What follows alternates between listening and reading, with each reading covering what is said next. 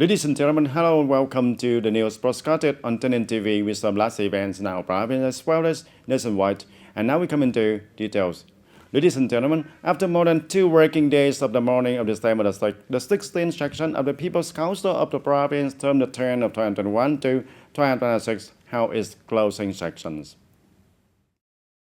25 delegates broke with 67 opinions reflecting on local political issues and voters' opinions and wishes, proposing and recommending solutions to overcome difficulties and limitations. Focusing on implementing the goals and tasks of socio-economic development, management and operation of government agencies, performing the supervisory function at this session, the Provincial People's Council directly questioned and answered questions on 2 groups of issues: management and use of public assets, management and handling of confiscated exhibits and means of administrative violations, the fight against and prevention of criminal groups.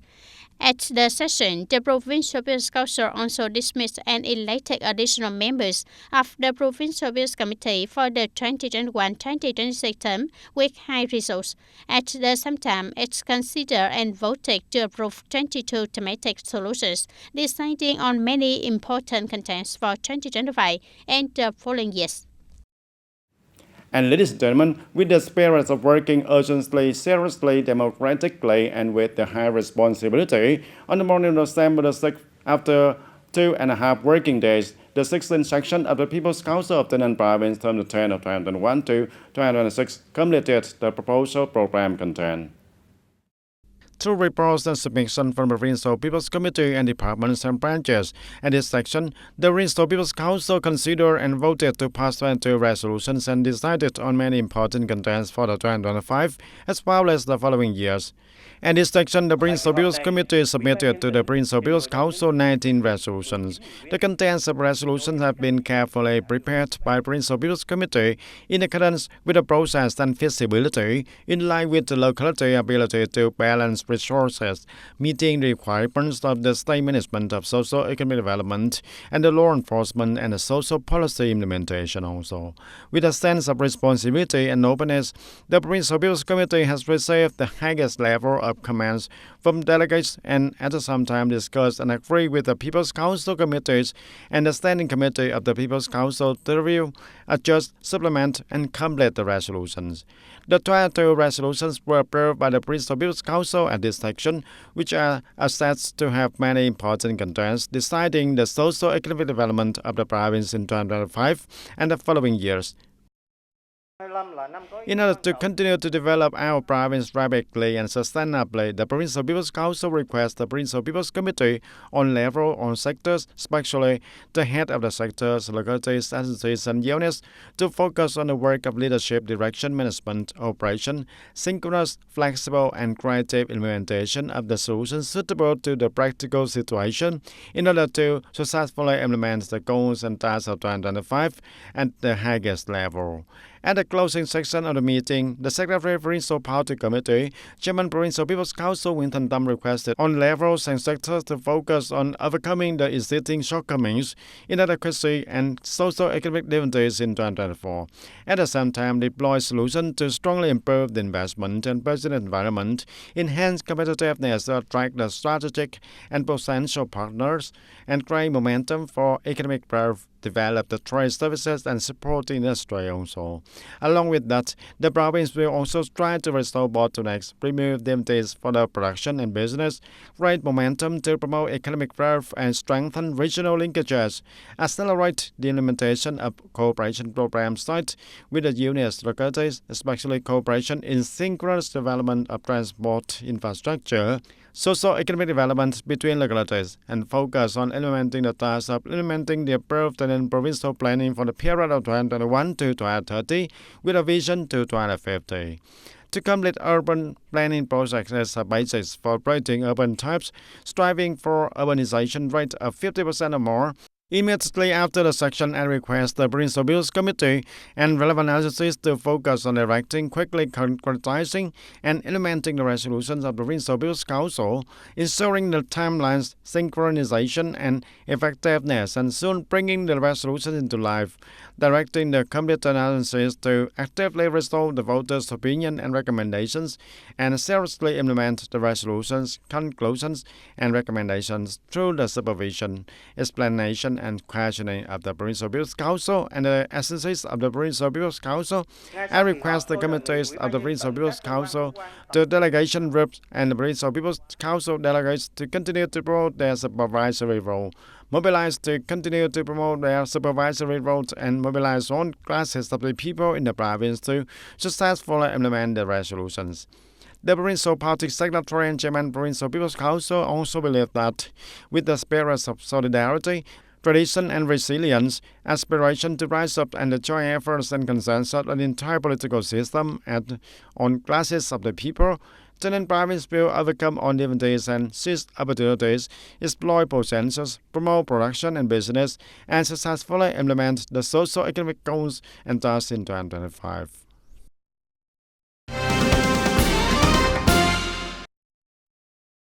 And on the morning of December 6, Mr. Pham Hum Thai, standing Deputy Secretary Provincial Party Committee, had a Provincial National Assembly delegation chair the conference to announce and present the decision of Provincial Party Committee Standing Committee on personal work to Goyao District Party Committee. And also attending there was Mr. Hun Thanh Phương, Provincial Party Committee member, Secretary of Goyao District Party Committee. At the conference, Mr. Pham Hum Thai, standing Deputy Secretary Provincial Party Committee, head of the National Assembly of the Provincial of TayNinhTV Province, presented the decision of the Standing Committee of the Provincial Party Committee on approving Ms. C. Phạm Thị Thúy Hằng, member of the Standing Committee of District Party Committee, head of Organization Committee of Goyao District Party Committee, to hold the position as Standing Deputy Secretary of Goyao District Party Committee for the term of 2020 to 2025. And on the morning of December 6th, Mr. Pham Hum Thai, standing Deputy Secretary Provincial Party Committee, head of the Provincial National Assembly delegation, visited and congratulated the officials and members of Provincial Veteran Association on the occasion of the 35th anniversary of the founding of the Vietnam Veteran Association, December 6th of 1989 and December 6th of 2024. On behalf of the provincial leaders, Mr. Pham Hum Thai presented the congratulatory flowers and sent the best wishes to the officials and employees of the Provincial Veteran Association, as well as the members of the Veteran Association in the province on this traditional day. Emphasizing a number of tasks in 2025, Standing Deputy Secretary Provincial Party Committee Pham Hum Thai requested that on the levels of the World Veterans Association as well as the corps and members in the province continue to promote the good qualities and tradition of the alcohol soldiers, actively contribute to the non-social economic development and party building, and clean a strong political system. And in order to have the corps of party members and people of all walks of life have deeper understanding on the core content of the book Building and Developing an Advanced Vietnamese Culture with Strong National Identity by the late General Secretary Nguyễn Phú Trọng, the Propaganda Department of TayNinhTV Province Party Committee had just issued instruction on implementing a broad political and ideological activity of the content of this program works. Accordingly, the Party Committee at all levels and the social political organization needs to organize the introduction and extensive promotion of the book Building and Developing an Advanced Vietnamese Culture with a Strong National Identity by the late General Nguyễn Phú Trọng. Include the content of the work in the political theory training program at the Provincial Political School and district-level political centers, organizing the introduction and promotion on mass media in the form of visual propaganda, organizing seminars, discussion, research competitions, and excellent reporter competitions on the content of the work, and create practical videos and propaganda reports about the work also. The implementation of the political tasks and ideological activities on the above-mentioned work of the late General Secretary Nguyễn Phú Trọng will begin in December of 2024. And on the morning of December 6th, the Ministry of Foreign Affairs coordinated with the Swedish Embassy to organize the workshop of 55 years of Vietnam-Sweden relation, achievements, and prospects. To further promote the relationship between the two countries in various fields, especially cooperation in the green transformation and the digital transformation. And the works of the delegates reviewed the achievements of the past 55 years between the two countries, emphasizing that Sweden is a country with a high investment in Vietnam, with about 111 projects equivalent to $743 million. Along with that, the two countries have signed many bilateral cooperation agreements and supported each other in multilateral programs. The trade relationship between the two sides is further strengthened by the free trade agreement between the European Union and the Vietnam EVFTA. And with much room for development in bilateral relations, the delegate said that the two countries need to promote cooperation in the process of green transformation, digital transformation, and sustainable development to respond to the current world situation. I think we have built a very good relationship between Vietnam and Sweden over the past 55 years and now in the term for the next steps of development. Currently, we are focusing on developing the green technology and digital transformation. Sweden is famous for its innovative technology, and I believe that this innovative technology sector is very suitable for the development of Vietnam's economy. The force that had studied and the former students who studied in Sweden will contribute a lot to the upcoming cooperation with Sweden, especially in the areas such as healthcare, clean energy, green development, innovation, and sustainable development also. In order for the relationship between the two countries to develop further in the coming time, the delegates suggested that the two countries continue to focus on promoting trade through establishing direct flights and shipping routes connecting the two countries directly, and taking advantage of the strengths of supporting Swedish and Vietnamese businesses to create and increase the import and export activities between the two countries, and urging Sweden to open its doors more to highly skilled Vietnamese workers to work there.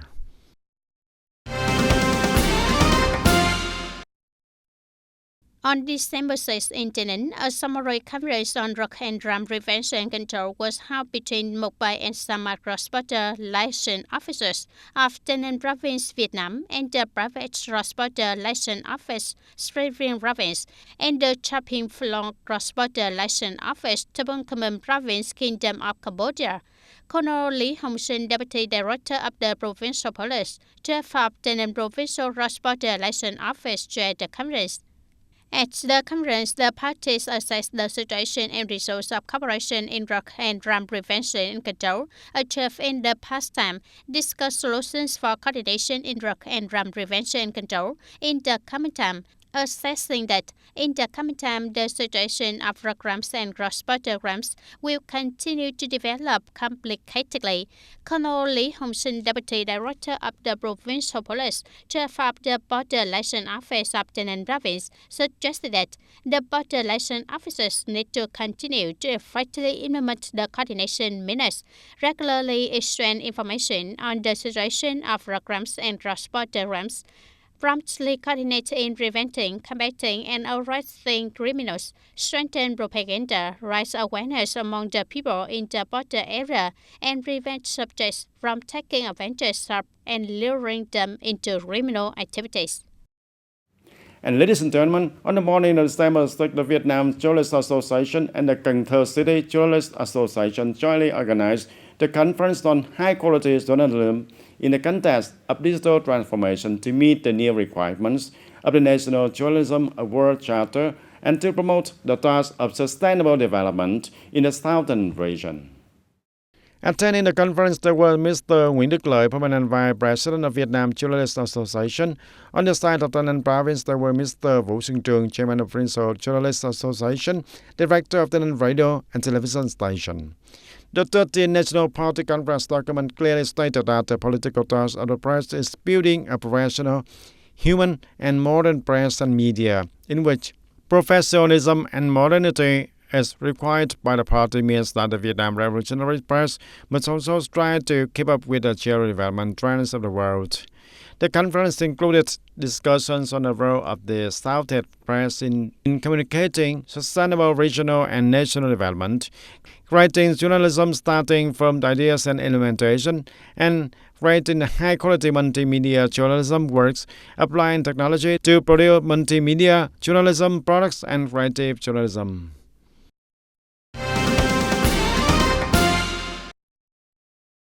The Department of Industry and Trade has just announced that its unit has been implementing many synchronous solutions to ensure the supply and demand balance and stabilize the market during the third holiday of the 2025 or year of the snakes. Specifically, the Department of Industry and Trade requests that departments, branches, companies, and enterprises urgently to develop production and business plans and apply plans and resolve unusual fluctuations in the market.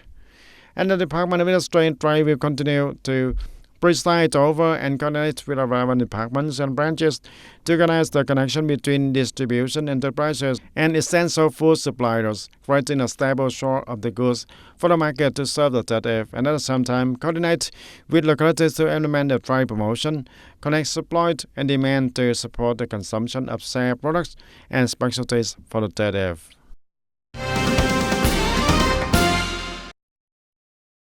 As of November this year, the organization and individuals with e-commerce business activities have paid about 108 trillion Vietnam dong in taxes, and that's an increase of 22% compared to the average tax amount in the same period in 2023. And today, the General Department of Taxation has scored for 116 foreign suppliers such as Google, Meta, Netflix, TikTok, etc., registering, declaring, and paying taxes via the electronic information portal. As of the end of November, the revenue from foreign service providers reached for 19,774 billion Vietnam dong, and the revenue directly declared through the information portal this year alone and reached about 8,697 billion Vietnam dong, and an increase of 26% over the same period.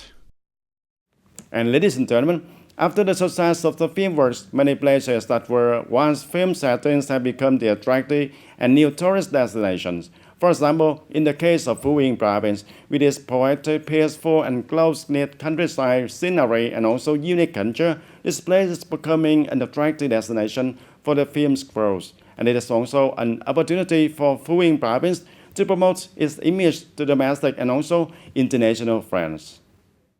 Widely released nationwide in the early November, the film Once Upon a Time There Was a Love Story by director TayNinhTV touched the audience with history of love and friendship. And the film also left many impressions on the viewers with its setting on a poetic, peaceful, and close-knit countryside. That beautiful picture of the countryside is the Phú Yên countryside was famous through the film I See Yellow Flowers on the Green Grass by director Victor Vũ, shown in 2015. After watching this film, I was extremely moved because I saw the image of my youth, and the romantic dialogues in the film also left her with many thoughts about the friendship, love, and life, and I am proud that the countryside scenery of my locality is so beautiful and attractive when filmed. Once upon a time, there was a love story. Our film crew surveyed many places to choose the setting for the film, but we chose Phú Yên because this place retained its uniform villages, old-rooted houses.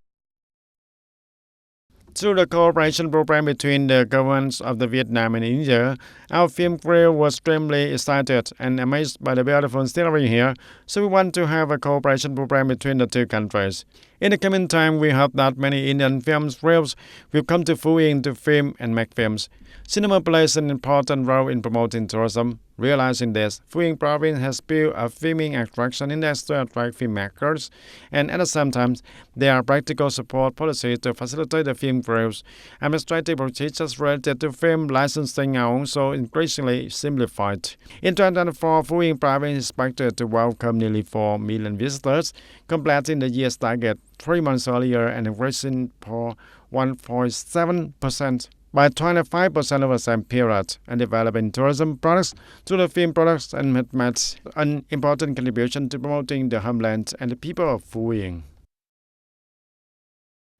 And that's all for today, TV News. Thank you for being with us, and goodbye for now.